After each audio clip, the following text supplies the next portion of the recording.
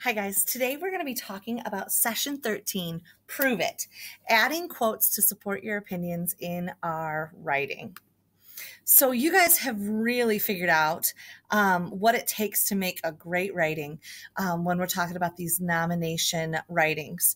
I have seen some incredible work and I just want to say, wow, keep up the great work.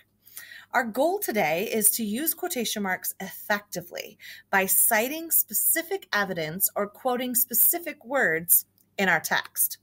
So first of all, we're going to go back to that anchor chart. We've started that anchor chart where we're making our writing stronger, longer, and more convincing. This anchor chart really tells you exactly what to do when you start a letter. And when you start, especially letters that we're trying to convince someone to choose our opinion of the award nomination. So I'm going to go back and just kind of review that anchor chart. If we need to add something to that anchor chart, today would be a great day to do that. So make sure you check your anchor chart to make sure you have all the things on it that are listed here. So we have talked about introducing our book. We've talked about writing our opinion, giving reasons for why we have this opinion, using that word because, so important. Giving evidence from the book, using those words, for example, something happened. Talking to your audience, adding sections or pages to our letters, using juicy story words, backing it up with evidence from the book to prove our opinion, and then using quotation marks around exact words are really, really important. And you'll see this anchor chart in our assignment as well if you need to copy it from there. So today, I want to show you an example of how to use quotation marks when you quote part of a text. The book Pinky and Rex and the Bully by James Howe is a story that I wanted to share with you. It shows Pinky is a good friend, even when others tease him, and he really stands up for what is right. And so that's my opinion of Pinky and Rex. So I want you to listen to part of the story that I'll read to you. And from this section of our story, be thinking about where I want to bring out the exact part where Pinky stood up to Kevin. After the example, you'll see how I quoted it in red letters. I'll show you what I'm talking about with quotation marks. All right, so here's our example. Pinky walked straight up to Kevin and poked him in the chest. "It's none of your business what I like," he said, "or who I play with. I'm not a sissy and I'm not a girl. And if you think so, it just shows how dumb you are."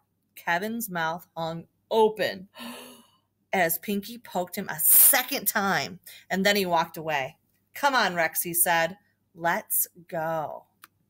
So on my example from page 36 in the story, Pinky walked straight up to Kevin and poked him in the chest and told him, "It's none of your business what I like," he said, "or who I play with." Do you see how I thought about the exactly what I wanted the readers to know? And then I found a specific part of the book to get my point across. Then I quoted the exact words from the book by using quotation marks to show those exact words. So today, our plan, we're going to plan for the exact words that you'll use in your nomination letters. Think about the point that you want to make and find the exact spot in your book that proves your point.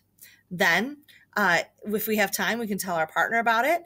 You can put a sticky note on that exact spot so you can come back to it and copy it correctly, directly from that text. So when you write today, use quotation marks to tell the exact words in your book that show the point that you want to make.